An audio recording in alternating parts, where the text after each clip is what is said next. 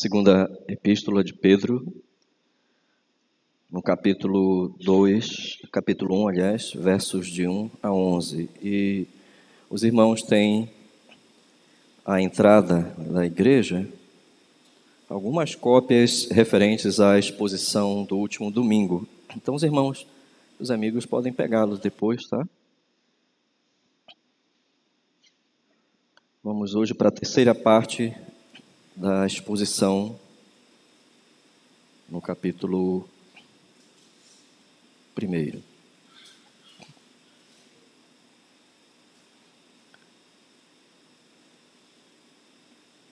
Simão Pedro, servo e apóstolo de Jesus Cristo, aos que conosco obtiveram fé igualmente preciosa na justiça do nosso Deus e Salvador Jesus Cristo.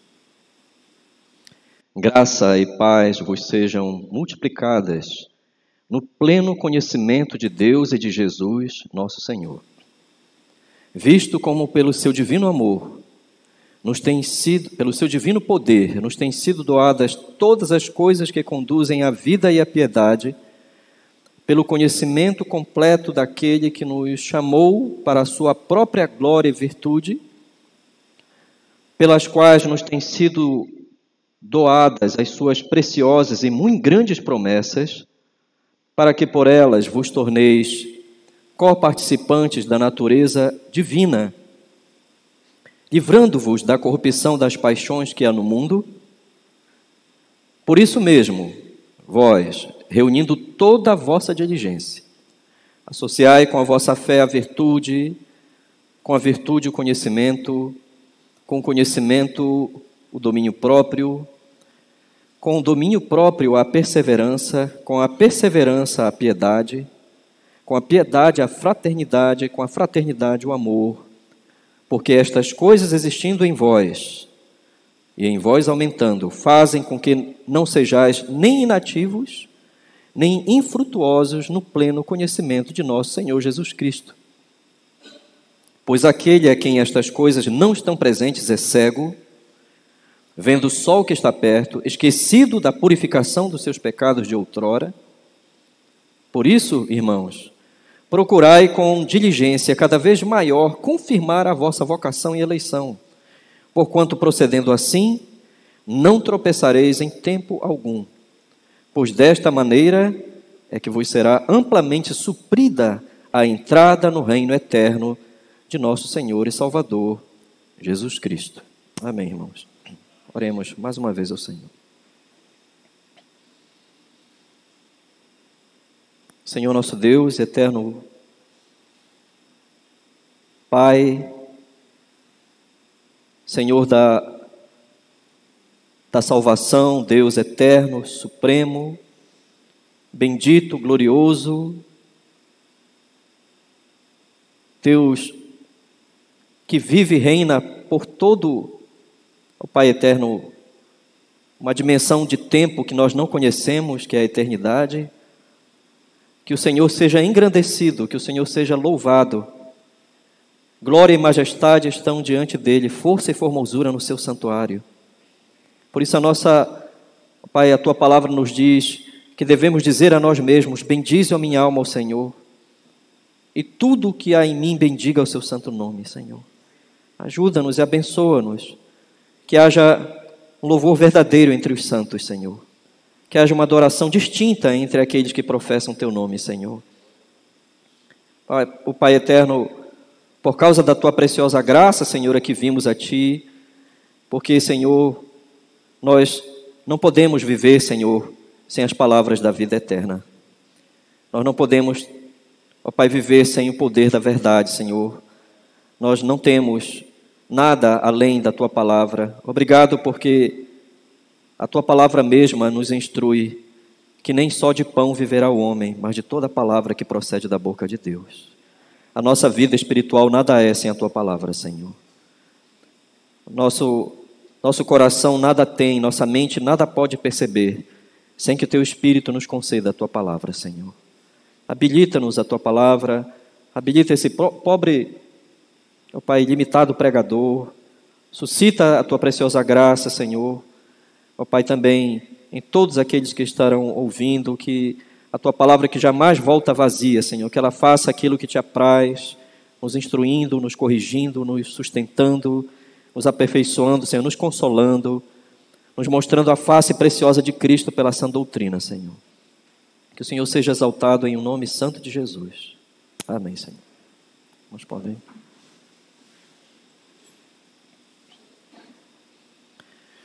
Meus irmãos, tendo Pedro afirmado no verso 3 que aos salvos têm sido doadas todas as coisas que conduzem à vida e à piedade, o apóstolo Pedro afirmou, então, nos versos 5 a 7, a necessidade dos salvos envidarem todos os esforços. Aqui a linguagem correta, a tradução correta seria a pessoa oferecer abundantemente o seu esforço em tudo que puder fazer, uma vez que realmente pertence a Cristo, pertence ao reino de Deus. Uma vez que o Senhor realmente chamou alguém, todas as coisas foram doadas. E agora, nos versos 5 a 7, o apóstolo diz, envie todos os esforços. Ele usa o termo, a palavra associai, aqui, no versículo 5. Por isso mesmo, vós reunindo toda a vossa diligência, associai. Associar aqui, horegos, vem da ideia dessa palavra horegos, que no grego é a ideia de um homem muito rico que abastece amplamente, ele dá abundantemente para os coros, os vários coros que cantavam na dramaturgia do mundo antigo. Então só uma pessoa muito rica poderia prover aquela riqueza. Então está se dizendo aqui que nós mesmos, enquanto salvos, enquanto pessoas que realmente têm o poder do evangelho, da graça operando, nós temos que relacionar aspectos que envolvam o nosso crescimento. Esses elementos dos versos 5 a 7, nós vimos na última exposição, os irmãos têm ali na entrada, no esboço, que estes vários aspectos, 7 aspectos, acrescidos à fé, que são acrescidos pelo crente. O crente é que é chamado a acrescê-los, a acrescentar-lhes a fé. Esses elementos mutuamente se relacionam, são como camadas, né, que se sobrepõem, aderindo à fé de tal maneira que ela consegue se fortalecer, se mostrar, se evidenciar. Meus irmãos, nós vimos que 3 foram as áreas aqui em que esses elementos tornam um crente fortalecido, crescente em frutos. Os 2 primeiros elementos estão ligados imediatamente à própria natureza da fé. A virtude, né, a energia, uma fé viva, que tende a exercitar-se, a mostrar-se em obras. Com a virtude, o conhecimento. O conhecimento aqui, meus irmãos, o discernimento, a compreensão bíblico, doutrinária, acrescentar o discernimento do poder da verdade. Mas, meus irmãos, não é só isto que faz um crente forte. Um crente que começa a dar frutos abundantemente, ele tem que associar ao conhecimento, meus irmãos, uma outra área da vida, a vida interior, a vida das paixões, dos sentimentos, dos desejos. Então, domínio próprio deve ser acrescentado ao conhecimento. E essa vida interior, essa natureza da vida interior vai sofrer pressões, então acrescente ao domínio próprio perseverança. O fato de estar sendo perseverante, meus irmãos, é uma das maiores provas entre os crentes puritanos e na história bíblica que uma pessoa pertence a ele. Mas não apenas a perseverança, acrescentar a perseverança. Para que nós estamos perseverando, conhecendo mais as Escrituras, tendo uma fé mais enérgica? Acrescente a fé, a piedade. Este é o fim. Os 3 últimos elementos envolvem nossos relacionamentos com outros, a começar por Deus, nosso relacionamento com Deus. Este relacionamento deve estar acima de qualquer outro relacionamento. Uma vida temente a Deus, submissa a Deus, sensível à sua presença, à sua glória, ao seu poder, ao seu louvor, à sua adoração. E logo após acrescente, mas não tão somente a piedade, mas acrescentar à piedade o amor pelos irmãos. E nós vimos que quem ama a Deus, de fato, vai amar os seus irmãos, né? Vai amar os seus irmãos na fé. E além da fraternidade, o amor, né? Amar as pessoas, amar o nosso próximo, saber como lidar com esta vida de trevas e de morte sem perder o amor. Mesmo Deus, na sua graça, na sua misericórdia, não trata ainda os ímpios e os não crentes como deveriam ser tratados. Então nós que somos pessoas finitas, ainda aguardando o reino dos céus, temos que exercitar isso. Todos esses elementos, meus irmãos, para que uma vida cristã venha a frutificar, demonstre de fato poder. Mas agora, o apóstolo, a partir dos versos que consideraremos hoje, versos 8 a 11, o apóstolo vai tratar das implicações deste ensino. As implicações positivas e as implicações negativas, meus irmãos.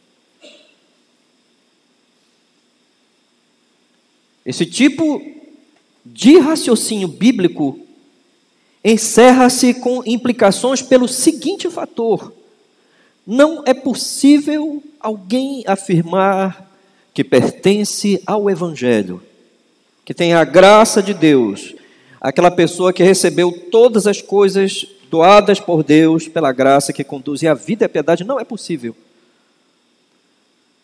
possuir este chamado e permanecer neutro, indiferente, passar uma vida cristã como se nada fosse lhe acrescentado. Então, a obra da graça, uma vez sendo real, uma vez operando em nosso ser, é preciso que haja a inevitabilidade dos frutos. Os frutos são inevitáveis. Então, o apóstolo Pedro aqui, meus irmãos, levam a implicação positiva e negativa. Positiva, se nós estivermos nos esforçando para que estas coisas se mostrem, estejam associadas à nossa fé. Mas negativa, caso nós não tenhamos qualquer intenção de acrescentá-las. Então, meus irmãos, este é o ensino mais geral das Escrituras. Não existe uma fé, de acordo com o ensino bíblico, uma fé meramente substrata, subjetiva, abstrata, sem inferência na vida. Uma fé que muitas pessoas hoje acreditam, uma fé sujeita a sentimentos bons, a interesses. A fé verdadeira, meus irmãos, se não move a nossa inclinação, não é uma fé verdadeira. E Paulo declarou, né? Basicamente o ensino dos apóstolos chega à mesma linha, à mesma direção que Pedro aqui também está demonstrando. O apóstolo Paulo é um exemplo disto. 1 aos Tessalonicenses, capítulo 1, versos 3 e 4, nós lemos que Paulo, falando aos crentes de Tessalônica, abrindo a sua carta, ele diz: recordando-nos diante de nosso Deus e Pai, da operosidade da vossa fé, da abnegação do vosso amor e da firmeza da vossa esperança em nosso Senhor Jesus Cristo, reconhecendo, irmãos amados de Deus, a vossa eleição. Veja o que Paulo está dizendo: embora a eleição pertença aos decretos de Deus, e nós não saibamos desses decretos, quem é de Deus realmente, quem pertence a Cristo e quem não pertence, nós não tenhamos meios de conhecer a mente de Deus. Não obstante, veja o que Paulo diz: é possível perceber alguém que está realmente dentro da eleição pelos frutos da fé. Compare aqui em 1 aos Tessalonicenses, os versos 3 e 4, compare os termos, por exemplo, abnegação do amor, firmeza na esperança em Cristo. Se nós compararmos essas expressões com o que ele fala da operosidade da vossa fé, significa aquele trabalho que só a fé pode produzir. Só a fé verdadeira, por exemplo, pode fazer um crente amar abundantemente. Só a fé verdadeira pode fazer um crente permanecer perseverante, firme na esperança do seu chamado, passando por tribulações e ainda confessando o nome de Cristo e vivendo para a sua glória, lutando contra os seus pecados, não se entregando a uma condição reprovável diante de Deus. Meus irmãos, então Paulo está dizendo que pela operosidade da falsa fé, a fé deles estava trabalhando, ela estava se mostrando, não era uma fé abstrata. Não era uma fé subjetiva. E nós sabemos pelas Escrituras que é Deus quem salva. É Deus quem liberta do pecado, é Deus quem concede o dom da graça salvadora. Mas como tal também é impossível, meus irmãos, que ela não se mostre, que ela não seja manifestada, que ela não deva ser procurada enquanto elementos vitais na vida, no dia a dia da vida. Então, o argumento de Pedro trabalhar as conclusões positivas e negativas do que ele havia afirmado sobre o acréscimo da fé no versículos 5 a 7. Então, vamos ver aqui, meus irmãos, vamos primeiro para as implicações positivas. Versículo 8. Porque estas coisas existindo em vós e em vós aumentando, fazem com que não sejais nem nativos, nem infrutuosos no pleno conhecimento de nosso Senhor Jesus Cristo. A primeira implicação é positiva. Ele diz estas coisas, do versos 5 a 7. Então, a grande questão para nós é entender o raciocínio de Pedro. Se você entender o raciocínio de Pedro, a palavra de Deus está se mostrando a você, a sua mente, para depois mostrar o seu coração. Mostrar-se o seu coração. Pedro não diz, se estas coisas estiverem em vós. Ele diz, estas coisas existindo em vós e em vós aumentando. Estas coisas existindo em vocês e crescendo excessivamente. Elas, o termo aqui, pleonasontar, algo em excesso, algo que se mostre e mostre-se mais. Quanto mais poder vir à tona e mostrar-se o crescimento e acrescentar esses elementos à vida cristã, haverá frutos, resultados. A ideia do texto é muito semelhante a alguém acrescentar algo abundantemente que acabe se tornando uma expressão habitual do seu caráter. Essa é a ideia aqui. Um crente que está continuamente crescendo e mostrando que ele compreende o Evangelho, que a graça de Deus é que está operando nele, que ele se torna mais santo, temente a Deus, meus irmãos, na sua prática de vida, sendo santificado, é como alguém que mostra qual é o seu caráter. O seu caráter foi alterado. Todas aquelas coisas dos versos 5 a 7, meus irmãos, tem na realidade o raciocínio de Pedro um crescimento constante, abundante, em direção a algo. Nós não crescemos no Evangelho a esmo. Pessoas entram para uma religião sem qualquer objetivo fundamental. Mas o objetivo bíblico para alguém crescer é que, na realidade, aquela pessoa está aqui, esses vários elementos não deixam de ser passos na direção de um conhecimento pleno de Cristo. Veja o que ele diz. Porque estas coisas existindo em vós aumentando, fazem com que não sejais nem nativos, nem infrutuosos no pleno conhecimento de nosso Senhor Jesus Cristo. Novamente, Pedro utiliza uma palavra em comum no Novo Testamento, que ele utiliza algumas vezes nesta epístola, a palavra pleno conhecimento, que é a melhor tradução, talvez, uma das traduções que possa vingar entre nós. Pleno conhecimento vem de epignosis. Não é meramente conhecer, é ter discernimento, é ter envolvimento. É um conhecimento eficaz que altera a pessoa, que leva na direção. O crente que assim vive não se tornará uma pessoa ociosa, nem infrutífera em relação ao tipo de conhecimento que realmente pertence ao Evangelho, que é o conhecimento de Cristo, Jesus. Nós temos, nesta manhã, que perguntar a nós mesmos: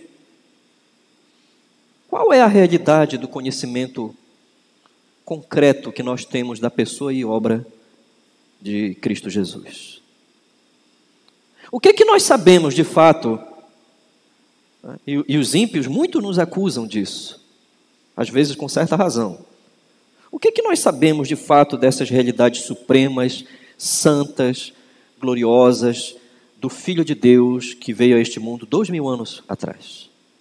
O que nós sabemos desse que é o Verbo de Deus, que veio ao mundo, se fez homem. Pedro usa o termo incomum para conhecimento. Conhecimento eficaz. Conhecimento abundante, que transforma, profundo e pessoal da grandiosidade de Cristo Jesus, o Senhor. Eu quero tornar paralelo aqui um texto que vai falar muito do que Pedro tensionava dizer. Isso é fruto do impacto de alguém que conheceu a Cristo e sabia que haveria muito mais para conhecer dele. Não só Pedro, mas também o apóstolo Paulo. Vejam como Paulo resumiu essa grandiosidade do conhecimento de Deus em Cristo Jesus, que é dada aos salvos pelo Evangelho. Colossenses capítulo 2, verso 3, principalmente, mas eu gostaria de ler, irmãos, desde o versículo... Hebreus capítulo 2, desde o versículo 2.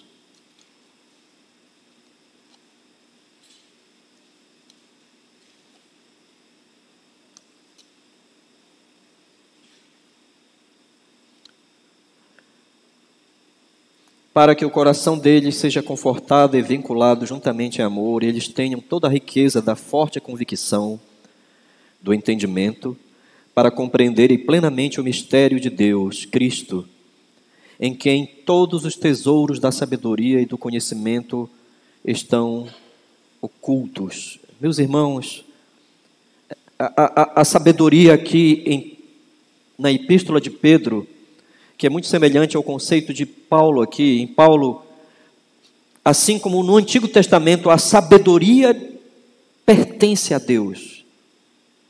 A sabedoria é uma expressão do caráter de quem Deus de fato é eternamente.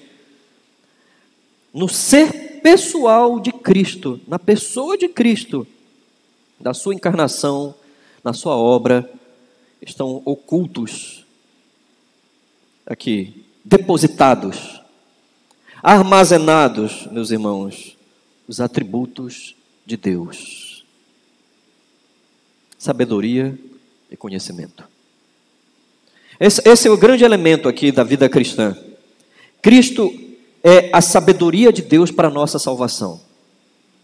O Senhor não nos deu um conhecimento impessoal dele na salvação, um conhecimento por meio do Evangelho da Graça, um conhecimento pessoal do Salvador. Cristo é a sabedoria de Deus na nossa salvação. É totalmente impossível conhecer algo do Evangelho e permanecer neutro, indiferente, porque é impossível alguém conhecer a Cristo, e Pedro declara enfaticamente, tornar-se ocioso, tornar-se uma pessoa infrutífera, que não cresça em direção a Ele. Eu quero que os irmãos entendam que conhecer a Cristo, aqui, esse tipo de conhecimento, nós estamos, infelizmente, determinados pela ideia de conhecimento, que é mais difícil aqui numa pregação expositiva, falar de termos diferentes na área do conhecimento. Para nós, conhecimento é conhecer algo fora de nós, independente de nós, no sentido de completa distância. Esse é o conhecimento, uma das formas da palavra nous, razão, que nós herdamos dos gregos. Mas aqui, meus irmãos, a riqueza aqui não é impessoal, não é indiferente. Conhecer a Cristo implica em vivê-lo. Viver de forma cada dia mais parecido com Ele, de tal maneira que o nosso destino também é certo. Que há um elemento final no nosso destino. Viver um pouco mais, a cada dia, mais parecidos com Ele, a ponto de, no final, um elemento do nosso destino é que nós estamos desfrutando desta vida, ainda nesta vida, estamos desfrutando da vida dEle e de sua obra. Meus irmãos, quem realmente está acrescentando os elementos do versículo 5 a 7? Os elementos que nós temos aqui. Acrescentar é a vossa fé, a virtude o conhecimento, etc. Quem está acrescentando, meus irmãos, não pode tornar-se uma pessoa ociosa, infrutífera em relação à comunhão íntima com Jesus. Não pode deixar de identificar-se com Ele. Meus irmãos, a tendência do verdadeiro cristianismo é que os crentes verdadeiros foram chamados para crescer em identidade com Cristo no decorrer do tempo. Eles estarão se identificando com Jesus como o Senhor da sua salvação. E o cultivo desses elementos aqui, meus irmãos, é que propiciam que o crente se desenvolva nessa direção. E eu quero que os irmãos entendam aqui que os versos 5 e 7, infelizmente, hoje foram suprimidos na vida da igreja, das igrejas cristãs, em muitas das nossas igrejas, por ativismo. Os versos 5 a 7 não significa ativismo. O ativismo ligado à fé, mas um processo, glória a Deus por isso, um processo gradual de crescimento. A nova natureza que alguém recebeu, e essa nova natureza então está se manifestando naquela pessoa, está se mostrando gradualmente. Há muitas pessoas que pensam que são cristãs por fazerem algo numa igreja. Mas aqui Pedro diz outra coisa completamente diferente, meus irmãos. Ocioso e infrutífero é uma pessoa que não está dando sinais no decorrer da sua vida que ela está sendo transformada, renovada à imagem de Jesus, que ela afirma que supostamente Ele salvou. Ela não está sendo transformada. E por causa disto surgem então as implicações negativas no versículo 9. Vamos a ela, meus irmãos. Pois aquele a quem estas coisas não estão presentes é cego, vendo só o que está perto, esquecido da purificação dos seus pecados de outrora. Meus irmãos, quais seriam as implicações negativas? Pedro trata dessas implicações na forma de doenças com sintomas crônicos da cegueira. A linguagem de Pedro aqui é muito pesada, né? Eu parei nas minhas investigações, mas aqui, meus irmãos, ele está falando até, usando a linguagem de pesquisas na época, entre outras civilizações, da larva de uma mosca que estava produzindo doenças que levavam à cegueira. Mas eu não vou entrar nesses pormenores. Se os irmãos olharem a tradução da NVI, a NVI não aceitando o original, que primeiro é cegueira e depois a expressão traduzida para nós, miopia. Como é que uma pessoa é cega e depois é míope? Então a NVI inverte, coloca miopia e cegueira. Não ajuda a interpretar o texto, meus irmãos. O problema aqui é a forma didática como Pedro usa a linguagem. Esse raciocínio é extremamente didático. Primeiro, Pedro fala da cegueira como possivelmente a consequência de uma doença.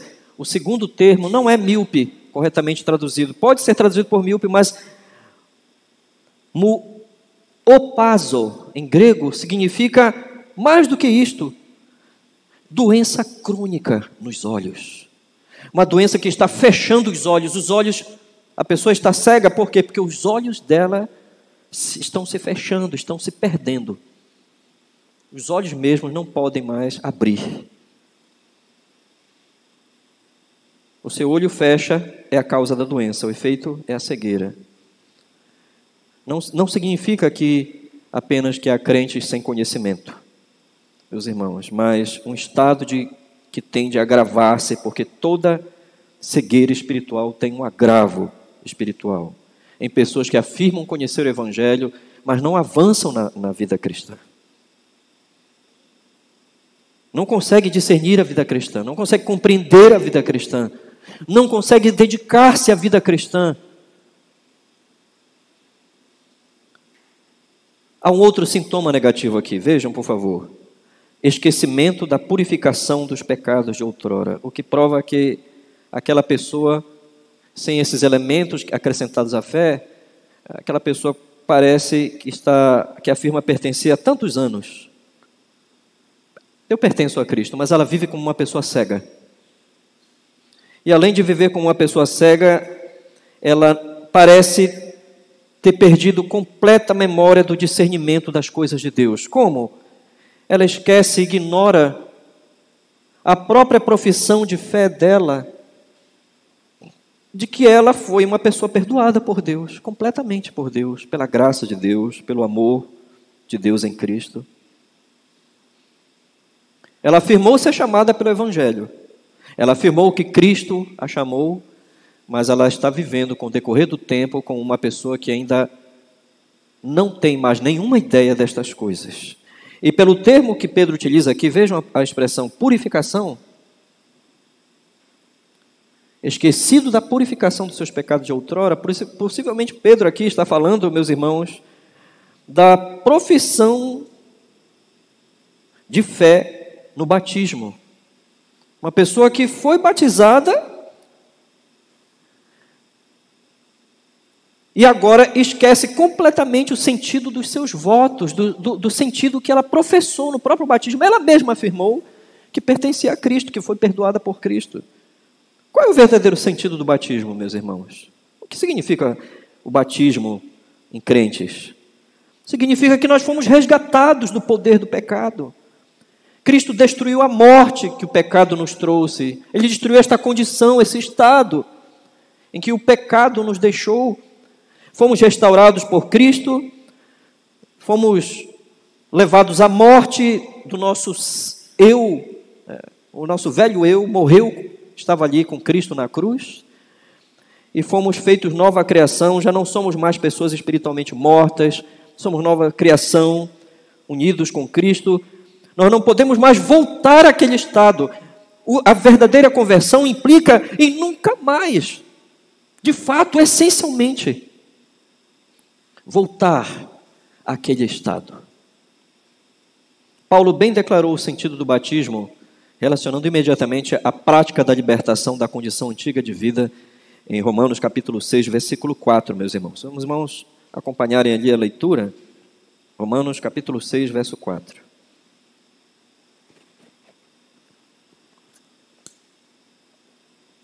Paulo bem declarou em Romanos 6, verso 4. Fomos, pois, sepultados com ele na morte pelo batismo, para que, como Cristo foi ressuscitado dentre os mortos pela glória do Pai, assim também andemos nós em novidade de vida. Pelo fato de ter Cristo ter vencido a morte que Cristo vence, não é a morte enquanto sintoma ou definição da vida biológica tão somente, é a morte como determinação do estado de um homem separado de Deus. Meus irmãos, pelo fato de ter Cristo ter vencido esta morte nunca é mais determinante no estado daqueles que pertencem a Ele. Então Paulo vai dizer, ainda em Romanos capítulo 6, versos 10 e 11, pois quanto a ter morrido, de uma vez para sempre morreu para o pecado, mas quanto a viver, vive para Deus. Assim também vós considerai-vos mortos para o pecado, mas vivos para Deus em Cristo Jesus. Pedro está sinalizando, meus irmãos, que há pessoas no decorrer da sua vida, sem frutos, sem sinais de crescimento, parecem manter a ideia de que a sua vida pecaminosa nunca foi desfeita.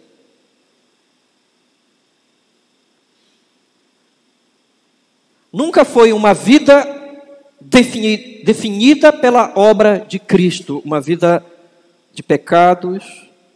Elas agem como pessoas que não entendem o significado do seu próprio batismo. E vivem como pessoas que nunca entenderam as doutrinas mais básicas, como regeneração, perdão, restauração. Com o decorrer dos anos, há pessoas que afirmam ser cristãs e elas desconhecem que quem está em Cristo, o que ela é? E as coisas, elas desconhecem isto.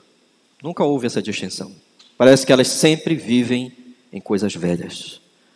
Elas não conseguem lutar contra o pecado, elas não consideram a si mesmas como pessoas mortas, elas não são santificadas na sua maneira de falar, de pensar, de viver, de reagir. Elas não conseguem. Mas como devemos entender esse tipo de raciocínio, essa implicação negativa? Meus irmãos, a quem Pedro estaria se dirigindo aqui? Meus irmãos, primeiro, vamos entender o contexto da própria carta. Pedro está se dirigindo à igreja visível, à igreja local. Pedro não está dizendo que fulano não é crente e que o outro é crente. Nem Pedro, o apóstolo, pode penetrar nos decretos de Deus. Nenhuma pessoa pode penetrar. Mas ele está ensinando o problema da falta de conformação de uma vida com o Evangelho. Uma vida toda sem conformação com o Evangelho. Meus irmãos, sintomas que demonstram que tal pessoa, na realidade, nunca teve uma fé autêntica. Nunca teve uma fé transformadora. Mas percebam a linha que Pedro coloca. Que ao verdadeiro salvo é dado a ele vida e poder para acrescentar os elementos do versos 5 a 7. Meus irmãos, quantas pessoas aqui entre nós estão demonstrando compreensão da fé salvadora no decorrer dos anos? Quantos dentre nós são pessoas mais firmes, mais estáveis? No crescimento do crente, o crescimento do crente, de todos os crentes, é um crescimento muitas vezes diferente. Nem todos os crentes crescem da maneira igual, mas crentes nunca devem parar de crescer. Meus irmãos, quantos estão mais firmes, mais estáveis, mais cheios de domínio próprio, crescendo no domínio de si, do velho eu, mais piedosos? Além do mais, Pedro está falando dentro desse contexto uma outra questão muito séria aqui. Pedro está alertando para o problema de falsas conversões ou conversões que não se mostrem em relação aos falsos mestres. Os falsos mestres que começaram a pulular na igreja, começaram a se infiltrar na Ásia Menor e a entrar nessas igrejas dessas regiões para que Pedro enviou a carta, meus irmãos, e eles estão se tornando fáceis presas do falso ensino. Então, Pedro também está preocupado com isso. Esse é o contexto. Crentes nominais, ou crentes que não são crentes, mas às vezes também crentes novos, meus irmãos, são presas mais facilmente arrastadas pelas falsas doutrinas, os falsos mestres. Então, agora Pedro, tendo falado das implicações positivas e das implicações negativas, ele não para nas implicações negativas. Ele retoma o principal fundamento de ambas as implicações e ele aprofundará o que ele havia falado sobre, meus irmãos, os versos 5 a 7, ele vai aprofundar mostrando uma necessária dedução dessas implicações. Uma vez que nós saibamos, nós mesmos afirmemos que temos um chamado do Evangelho, meus irmãos, em relação às implicações positivas e negativas, o que é que nós devemos fazer? Devemos demonstrar a necessidade de confirmar o nosso chamado e a nossa eleição. Veja o que Pedro vai dizer nos versos 10 e 11. Por isso, irmãos, procurai com diligência cada vez maior confirmar a vossa vocação e eleição, porquanto procedendo assim, não tropeçareis em tempo algum. Pois desta maneira que vos será amplamente suprida a entrada no reino eterno de nosso Senhor e Salvador Jesus Cristo. Meus irmãos, Pedro começa a sua dedução por isso, sob o risco de alguém pensar que pode ser um crente sem firmeza, sem frutos, sem crescimento, com cegueira crônica, esquecendo-se da realidade, das implicações da sua profissão de fé. Pedro diz, como um pastor amoroso, como alguém que exorta com base totalmente na vontade de Deus, Pedro diz: atentem para fazer firme o seu chamado. Tal qual ele declarou, com base em tudo que disse dos versos 3 a 9. Por isso, irmãos, procurai com diligência, cada vez maior, confirmar a vossa vocação e eleição, porquanto procedendo assim não tropeçareis em tempo algum. E Pedro está dizendo, se a gente for direto para o grego, Pedro está dizendo que a sua busca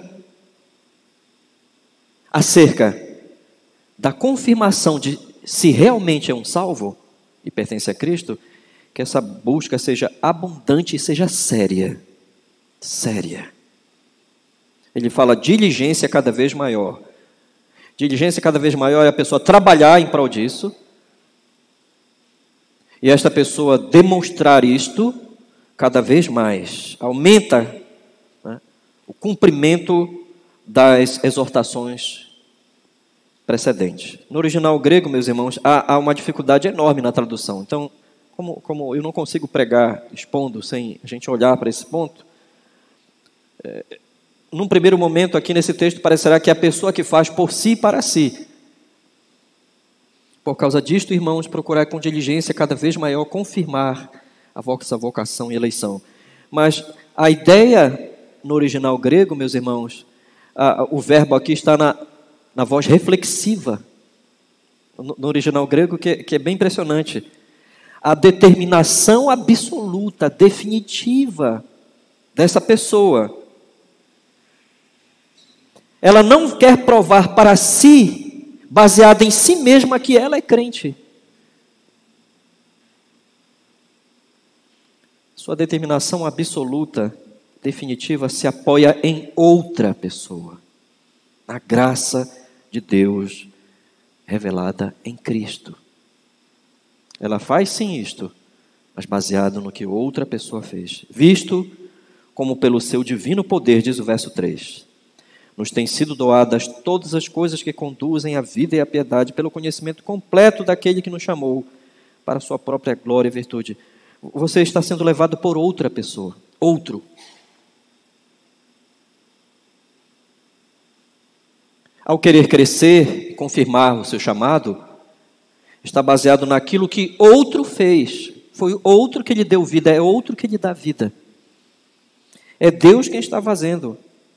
Mas se isto é real, se é Deus que está fazendo, se somos pessoas regeneradas, se há o poder da nova vida em nós, meus irmãos, precisamos corresponder.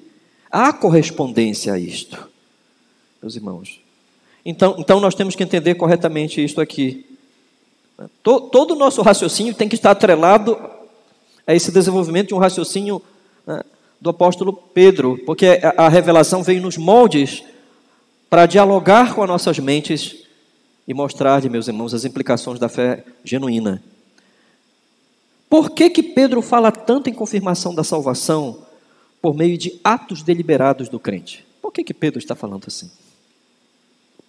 Ora, não seria contraditório uma pessoa ser diligente em ter frutos, em ter obras na vida cristã? Não seria contraditório ao fato de que a eleição e o chamado divinos são atos que pertencem tão somente a Deus? O apóstolo não estaria sendo contraditório? Veja os dois termos que Pedro se utiliza aqui, meus irmãos, para vocação e eleição: klesin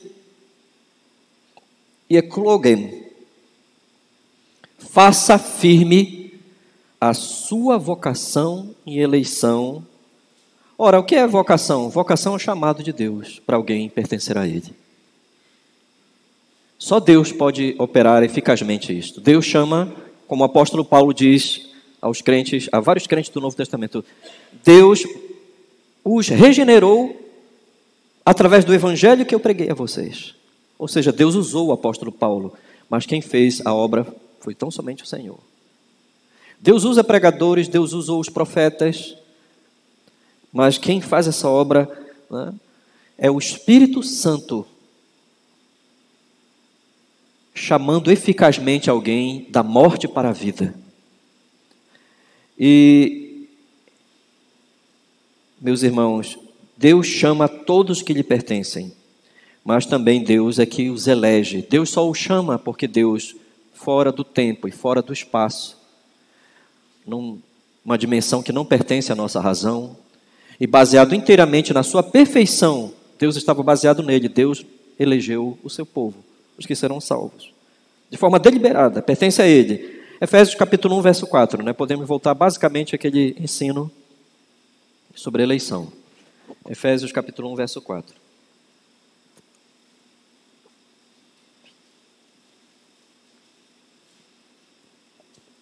A vocação pertence somente ao Senhor, mas também à eleição. Efésios 1, verso 4 afirma: assim como nos escolheu nele antes da fundação do mundo para sermos santos e irrepreensíveis perante ele e em amor. Então, meus irmãos, como é que nós podemos entender então? Chegamos a um problema aqui na interpretação. Como entender o ensino do apóstolo Pedro? A relação entre procurar a confirmação do seu chamado, da sua eleição. Se eleição e chamado pertencem então somente ao Senhor. A grande questão é que mesmo afirmando que somos crentes, nenhum de nós pode penetrar os conselhos eternos de Deus. Você já viu o seu nome escrito no livro da vida? Alguém já viu aqui o seu nome escrito no livro da vida? Nenhum de nós pode prescrutar os decretos de Deus. Todavia, e esse é o elemento que é base do ensino, também faz parte do ensino bíblico. Todavia, a graça, quando demonstrada, quando é real em nossos corações, envolve a nossa vida, meus irmãos, a sua operação viva na santificação, a restauração do nosso viver, operando em nós, ela é real e pelo fato de ser real, ela pode ser demonstrada. Aquele que séria e decisivamente procura abundar no seu crescimento na fé, que acrescenta à sua fé os elementos do versos 5 a 7, está se dizendo aqui que é uma pessoa que jamais tropeçará. O que é tropeço aqui? Essa expressão de Pedro aqui, meus irmãos, é retirado do trote do andar do cavalo. É bom andar a cavalo, mas terrível é quando, se um cavalo tropeçar, você pode até morrer. Aqui é um sinal de ruína eterna. Se uma pessoa acrescenta à sua fé os elementos dos versos 5 a 7, ela está na realidade procurando confirmar o quê? Que ela foi chamada por Deus. Que a cada dia ela está crescendo nessa confirmação de que o chamado veio a ela, de que ela pertence ao reino dos céus, e que o Senhor a chamou, a elegeu, e que ela perseverará na fé. Os puritanos diziam: a perseverança é a porta da certeza. Os verdadeiros salvos perseveram, lutam para crescer a cada dia. Meus irmãos, vocês nunca serão pessoas contraditórias se demonstrarem interesses mais sérios, mais concentrados, estiverem mais preocupados, acima de todas as coisas, com a sua verdadeira condição em relação à eternidade. Pedro está dizendo: nunca tropeçarão, não tropeçareis em tempo algum. Em grego aqui é nunca, jamais, jamais. Nunca vai acontecer isso. Nunca passarão pela ruína eterna. Porque a obra da graça está se mostrando em nós, né, nesse esforço de mostrar que nós realmente temos um chamado, que a graça está. Eu quero entender aqui o aprofundamento que Pedro faz. Vai esclarecer muito. A fim de aprofundar o que ele diz no verso 10, Pedro vai para o verso 11. Pois desta maneira é que vos será amplamente suprida a entrada no reino eterno de nosso Senhor e Salvador Jesus Cristo. Na realidade, Pedro está aprofundando aqui o que ele havia dito no versículo 10. Contudo, ele demonstra este ensino, ele está afirmando, na realidade, que este ensino não é novo. A relação entre crentes frutificando na salvação e as promessas daqueles, e a promessa daquele que salva, que os salvou, é na realidade o ensino de nosso Senhor Jesus Cristo, meus irmãos. Pedro está aqui transmitindo de uma forma, vamos dizer assim, uma forma mais contundente e aplicada ao contexto da igreja local, Mateus capítulo 7, verso 21 a 27. Os irmãos podem ver ali. Mateus capítulo 7, verso 21 a 27. Eu vou lembrar aos irmãos o teor básico do Sermão do Monte. O Sermão do Monte, nosso Senhor Jesus Cristo começa a falar sobre os que participam do seu reino e como eles devem viver. Mas ele começa pela natureza dos que participam do reino. Então, os primeiros versos no capítulo 5 são versos sobre as bem-aventuranças. Quem são as pessoas que estão dentro do reino? São essas pessoas aqui. Essa é a natureza espiritual delas. Tá? Bem-aventurados humildes de espírito, porque deles é o reino dos céus. Uma pessoa que se vê a si mesma que ela é imerecedora de estar dentro do reino de Deus, que não há nada de bom nela. Mas uma vez tendo falado das bem-aventuranças, o Senhor termina o Sermão do Monte, e é a parte que interessa aqui, capítulo 7, ele termina o Sermão do Monte distinguindo os crentes verdadeiros dos crentes falsos, que entram pela porta larga de uma religião fácil, né, de uma salvação fácil, e ele distingue esses crentes verdadeiros dos crentes falsos, e ele ainda os distingue daqueles que ensinarão o erro, os falsos mestres. Apenas os verdadeiros crentes terão preocupação no decorrer da sua vida de oferecerem frutos legítimos de que pertencem a Deus, por amarem espiritualmente e viverem a vontade de Deus. Mateus capítulo 7, verso 21, nós lemos: nem todo o que me diz Senhor, Senhor, entrará no reino dos céus, mas aquele que faz, que há evidências da vontade de Deus, de meu Pai que está nos céus. Apenas, vamos lembrar aqui então as implicações, meus irmãos. O que ele havia falado antes? Apenas a árvore boa dá bons frutos. Mas a árvore má só apenas dará frutos maus. Não pode a árvore boa dar maus frutos, assim como a árvore má, a natureza que não foi renovada, não pode dar frutos bons. Quem é o verdadeiro crente? Aquele que confirma o seu chamado pela obediência. É aquele que, vejam o final dos versos 24 a 27.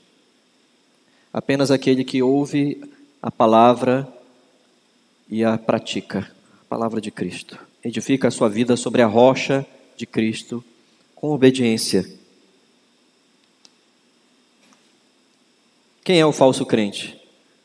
É aquele que ouve pregações, ouve ensino, tem até uma religiosidade, mas, meus irmãos, não edificou a sua vida com frutos. A sua vida não teve frutos. Afirmou ter um chamado, mas não teve frutos da nova vida. O reino de Deus, antes de ser uma promessa amanhã, irmãos, para o que vai acontecer no reino celestial, o reino dos céus é um governo de Deus sobre o nosso coração hoje, na vida, na prática. Em crentes que não só professam com os lábios, mas vivem com seus corações transformados. O reino de Deus é um governo sobre pessoas que estão sob o seu domínio, a obra do seu Espírito Santo nelas. Vejam como Pedro termina de forma espetacular, né? Infelizmente, impossibilitados estamos de perceber isso na tradução em língua portuguesa, mas vejam, Pedro termina com o verso 11, associando uma das principais palavras do raciocínio de Pedro aqui, do verso 11, que ele já havia falado no versículo 5. Ele repete no verso 11 uma palavra, no verso 5 ele havia dito: por isso mesmo, vós reunindo toda a vossa diligência, associai a vossa fé a virtude, com a virtude o conhecimento. A palavra associar. No verso 5 ele diz: associe abundantemente. Faça como os horegós, né? Associe, seja zeloso, associe Seja rico em conceder tudo que a sua fé precisa. Cuide bem da sua fé. Agora no verso 11, ele usa a mesma palavra. Pois desta maneira que vos será amplamente suprida. Amplamente suprida é uma só palavra, é a mesma palavra, associai. Associar amplamente, acrescentar amplamente. Propiciar abundantemente. Ser abundante em acrescentar a fé. Crescimento é confirmação da entrada final. É confirmação, meus irmãos, de que a fé não é abstrata. De que no fim daquela estrada, Cristo Jesus estará nos esperando com grande gozo. Glória a Deus. Com satisfação. Os evangelhos, as parábolas dos evangelhos mostram isso. Direi naquele dia, servo bom e sobre o pouco foste fiel, sobre o muito te colocarei. Gozo, alegria. Você viveu uma vida tão apertada naquele mundo, mas não obstante você perseverou e lutou para acrescentar os elementos, buscou confirmação. Se a nossa fé é real, entendam, não há uma troca, há uma correspondência. Entendam bem isto, meus irmãos. Se a nossa fé é real, devemos corresponder a ela. Devemos associar a ela tudo o que o Evangelho diz que devemos associar. Porque Deus já nos deu tudo. E é possível viver sim para a sua glória. Que sempre houve, o crente confirmará que ele está mostrando a cada dia que Deus o chamou, que Deus o elegeu, que sempre houve abundante graça em tudo que ele precisou. Você quer ver uma prova extraordinária da nossa fé? Da fé verdadeira? Clame segundo as Escrituras tudo o que você precisa para ser um crente em crescimento. Clame, ore assim. Vá às Escrituras e veja o que é necessário para você crescer na fé. Clame ao Senhor e Ele lhe atenderá. Essa é uma das tremendas implicações de orar segundo a vontade de Deus. Pois desta maneira que vos será amplamente suprida a entrada no reino eterno de nosso Senhor e Salvador Jesus Cristo. Meus irmãos, vamos à primeira lição para nós encerrarmos. Primeira lição. Vamos às lições. A primeira é não preocupar-se com a necessidade dos elementos dos versos 5 a 7, que é o cerne do raciocínio de Pedro aqui. Não preocupar-se com o acréscimo desses elementos à fé, provará finalmente que esta fé é ilegítima. No mínimo vai provar que essa fé, que este é um crente muito doente na igreja local. Falta de firmeza é sempre um elemento muito perigoso. Como é possível alguém ser chamado pelo reino glorioso de Deus e não se tornar uma pessoa preocupada em se preparar para quando o seu dia chegar? Como? Qual é o valor de uma árvore estéril? Uma árvore sem fruto? Qual é o valor? Os crentes puritanos do século XVII, é um fator impressionante sobre a reforma herdada pelos crentes puritanos do século XVII em diante, e os crentes da reforma, os magistrais do século XVI, Lutero, Calvino, Zwinglio, porque no contexto da reforma do século, eu quero acrescentar essa ilustração, os crentes reformadores do século XVI, Lutero, Zwinglio, Calvino, eles todos estavam ocupados com o contexto em que a doutrina era falsa, a doutrina era errada.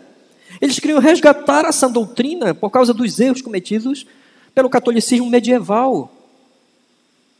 Então o trabalho deles era estupendo, resgatar a verdadeira doutrina bíblica e agora pregar, ensinar, instruir para que verdadeiros crentes sejam edificados. Mas o problema do século XVII, início do século XVIII, no puritanismo, é que os puritanos, eles foram chamados puritanos. A palavra puritano é um deboche de 1560. 1650. O problema é que os puritanos estavam vivendo dentro do contexto onde as pessoas tinham já a doutrina certa, a doutrina correta.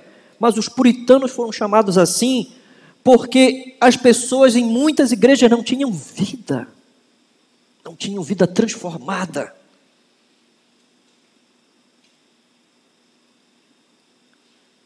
Os puritanos diziam: temos a doutrina verdadeira, mas onde está a vida? Não importa ter somente a doutrina certa, mas ter evidências da graça no coração, ter evidências na vida prática. Não importa só se você crê numa doutrina certa. Isso não quer dizer que você é um crente.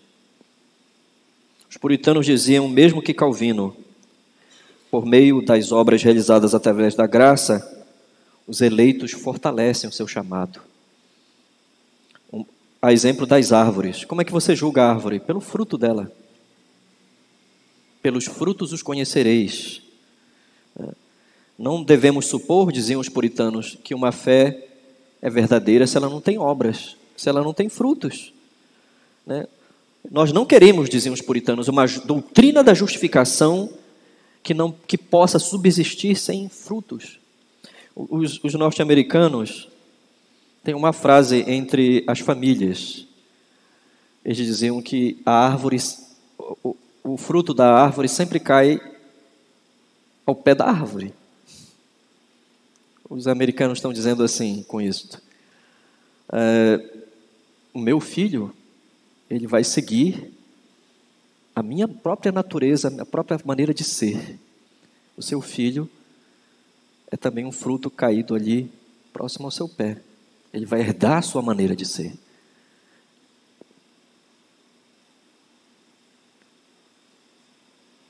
Se nós somos novas criaturas, e todas as coisas já se passaram e nós temos a vida com Deus, onde está esta vida com Deus? Esta vida que vem de Deus. Quais são as bases que temos para dizer: eu sou um eleito? Apenas a doutrina? Mas e a vida, meus irmãos? Onde estão os frutos? Onde está a realidade dessa vida? Ninguém pode adentrar no conselho e decreto eterno de Deus, mas uma coisa eu sei: não há coisa melhor na vida, meus irmãos, do que ter o cuidado com tudo que promove a fé e o crescimento dela. Não há nada melhor. Nada é melhor do que isto. Vamos à segunda lição, irmãos. Seja diligente em confirmar o seu chamado, não seja remisso. Em nenhum momento lhe faltará a firmeza de saber que pertence a Cristo. Seja diligente em confirmar o seu chamado, não seja remisso. Seja cuidadoso com o seu chamado. Não lhe faltará, no momento certo, certeza, consolo, fortaleza, a graça de Deus. Este é o grande ímpeto da doutrina da confirmação do chamado no Novo Testamento, meus irmãos. Quanto mais um crente é operoso na sua fé, quanto mais um crente é cuidadoso e tem cuidado com as evidências, a fé se mostra verdadeira de fato. É uma implicação. E eu quero que os irmãos entendam bem isso. Os irmãos, as obras não salvam. Obras não salvam. Os frutos que Pedro está ensinando aqui, ele não está dizendo que frutos salvam. Nada podemos acrescentar a Cristo, nada podemos acrescentar à perfeição da justiça de Cristo. Contudo, obras ou frutos confirmam que uma fé é uma realidade da graça em nós. Assim como a boa árvore não pode dar frutos maus, nem a árvore má dar bons frutos. Procure diligência, não faltará a você. Fortaleza, crescimento na compreensão de Cristo, da graça de Cristo, do consolo de Cristo. Vamos para um texto maravilhoso, meus irmãos, que trata dessa necessidade de crescimento numa outra linguagem. Vejam como é maravilhoso. Romanos capítulo 5, quando Paulo diz que o crente não deve apenas se gloriar na esperança da glória de Deus, mas na esperança prática da glória, quando ela se mostra na perseverança dele nas tribulações. Vejam que Paulo diz em Romanos capítulo 5, quando ele diz que pode chegar um ponto em que o crente passe por tanta pressão, tantas lutas, com o pecado, com as dificuldades dessa vida, mas à medida que ele persevera e que Deus permite essas tribulações, Deus também permitirá, pela sua imensa graça, em um momento ou outro, o derramamento do amor do Espírito Santo em seus corações. Vejam, verso 5 diz: ora, a esperança não confunde, porque o amor de Deus é derramado em nosso coração pelo Espírito Santo que nos foi outorgado. A esperança não nos desaponta, meus irmãos, porque se baseia no amor de Deus, o amor que Deus tem por nós na nossa salvação. Não pense que você está se salvando quando você está produzindo frutos e crescimento. Você está apenas lutando para confirmar aquilo que você mesmo diz, que você é um crente, que você foi chamado. Então, se o seu chamado é real, lute por esse chamado, meus irmãos.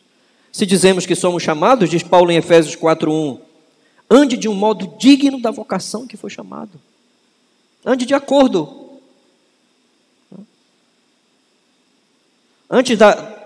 Procure confirmação. Não procure dizer eu sou fraco. Mas eu sou tão fraco. Mas eu estou sendo tão tentado. Não diga isto. Deus já lhe deu tudo o que você precisa para operar a sua salvação. Se o Espírito de Deus habita em você, eu pergunto, o que mais lhe falta? O que falta? Veja como Pedro coloca isto. Se você confirmar sua vocação com uma vida de acordo com ela, conclui Pedro, 2 resultados acontecerão. Em primeiro lugar, uma vida toda dependendo da graça, é impossível que a graça lhe falte no final, quando for chamado. Você pode tropeçar, Tiago diz, nós podemos tropeçar de muitas maneiras, mas Pedro diz, você não tropeçará de forma desastrosa, como uma pessoa que vai apostatar e desistir e ser destruída finalmente. E Pedro, como eu falei, Pedro retira a metáfora do andar seguro do cavalo. Cada dia que você lutar pelo crescimento na vida cristã, será imprescindível que você notará o quanto a graça é real e poderosa, meus irmãos. Vamos para a terceira e última lição, irmãos.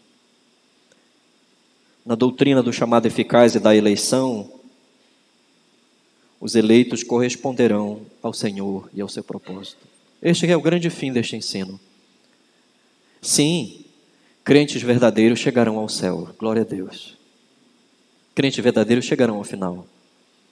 Lutarão, terão problemas, enfrentarão pecados, algumas vezes até cairão, mas nunca serão abandonados pela glória e graça de Deus. O que a graça tem dado a você hoje para que você não possa efetuar sua salvação com temor e tremor? Os propósitos da eleição prevalecerão. Entendam bem, nada é melhor do que ter Deus ao nosso lado, no nosso chamado. Se Deus é por nós, diz Paulo, o quê? Quem será? Quem será contra o fato de que Deus decidiu nos salvar na eternidade, meus irmãos? Então, eu tenho que entender o consolo também de efetuar os elementos dos versos 5 a 7, a fé, meus irmãos. Deus não nos salva por meio de uma fé inútil. Deus nos salva por meio de uma fé operosa, prática. Deus nos salva por uma fé que produz o que Ele quer. Muitos nessa segunda carta de Pedro, nós já vimos, estavam seguindo aos falsos mestres. Afirmavam, os falsos mestres diziam, Deus só quer que você diga que crê, mas Ele não quer que você viva uma vida santificada. Muitos estão ensinando exatamente isto hoje, meus irmãos. Muitos dizem, olha, basta que você afirmou que você creu em Cristo no início e está tudo bem. Meus irmãos, muitos estão ensinando que basta que tenha crido em Cristo e pronto. Mas se você perguntar o que é que Deus quer da sua vida, hoje, até o fim, o que é que o Senhor quer das nossas vidas? Ele requer o que Pedro ensinou aqui. Acrescente a fé que o Senhor lhe deu. virtude abundantemente, energia, uma fé prática. Acrescente a isto ainda o conhecimento da palavra e do evangelho. Acrescente autocontrole, domínio próprio, de forma constante. Acrescente a perseverança, se estabeleça nela. Acrescente a perseverança, a piedade em relação a Deus. Seja um crente onde não lhe falte o temor de Deus. Acrescente ao temor a Deus, a piedade, ao amor por Deus, amor pelos irmãos na igreja.